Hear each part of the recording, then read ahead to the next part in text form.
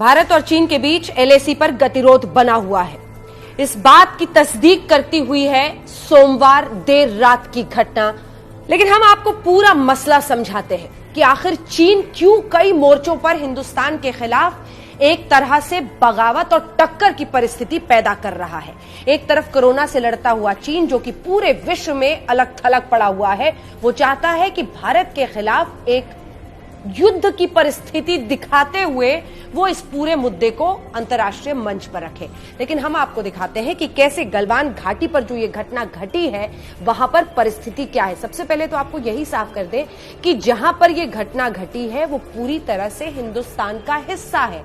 यानी दौलत बेग ओल्डी से जो सड़क है उस सड़क को लेकर हिंदुस्तान ने अपनी परिस्थिति साफ कर दी है।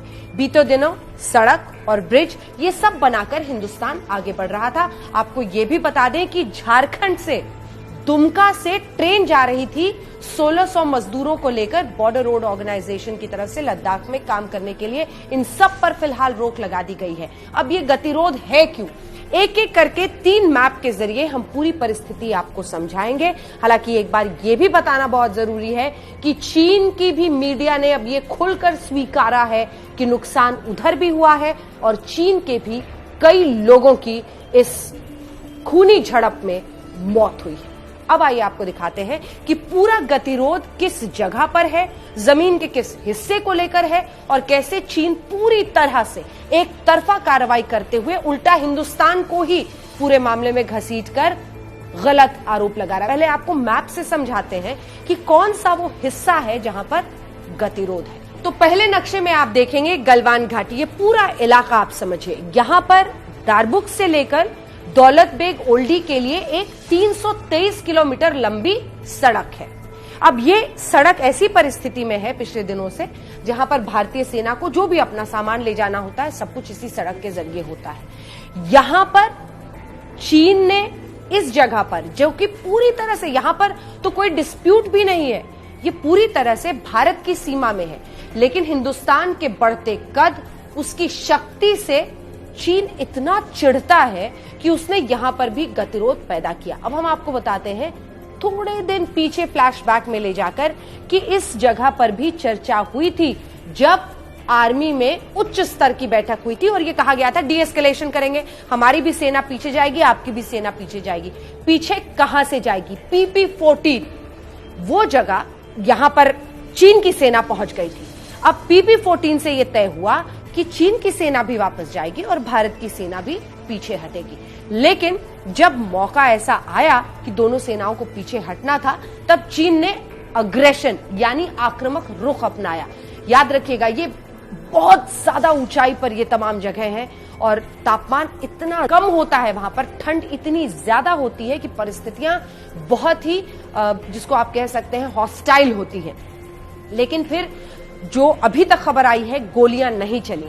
यानी आप सोचिए कि किस तरह के हथियारों के साथ एक हमला किया। अब हम आपको बताते हैं, गलवान घाटी का हमने आपको हिस्सा बता दिया। अब इस मैप को जरा और करीब से देखिए।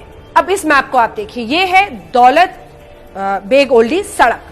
अब ये जो सड़क है, इस सड़क पर ITBP का पोस्ट भी है। लेकिन यहीं पर अभी गलवान घाटी की बात हो रही थी, हम आपको जरा गलवान नदी पर लिए चलते हैं। इस नदी के दोनों तरफ चीन के 2 पोस्ट हैं। सैटेलाइट तस्वीरों से पता चलता है कि चीनी जवानों ने अपने पोस्ट से आगे तक की सड़क बना ली है, लेकिन मई में पक्की सड़क के आगे कच्ची सड़क की मदद से चीनी फौज PP-14 तक पहुंच गई। अब यहीं पर जाकर पूरा विवाद शुरू हुआ।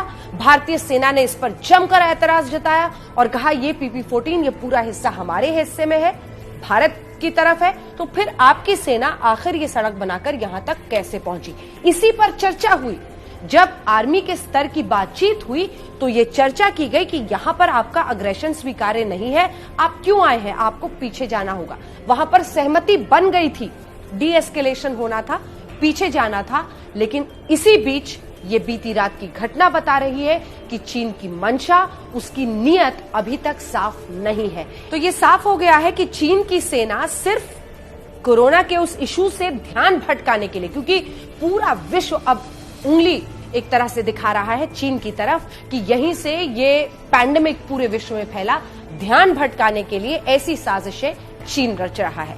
अब आपको लिए चलते हैं 1962 की जंग में, लेकिन ये भी आपको बताएं कि 1962 की जंग और आज में जो फासला है उसमें भारतीय सेना एक अलग ही आक्रामक अंदाज में उनके साथ जूझती है, हर जगह पर लड़ती है।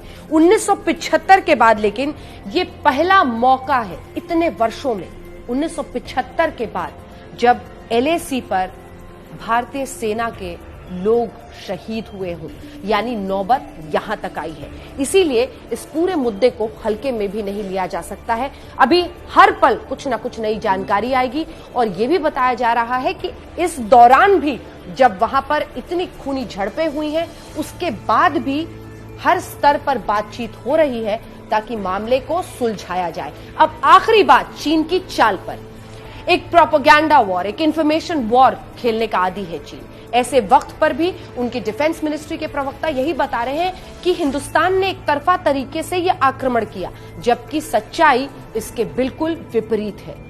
हिंदुस्तान को यह पहली बार नहीं पता चल रहा है। चीन और चीन का ये अलग अंदाज में चाल चलने का तरीका हमेशा से हिंदुस्तान को पता रहा है, लेकिन बावजूद इसके वो एक सरहद पर हमारे साथ पड़ोसी है।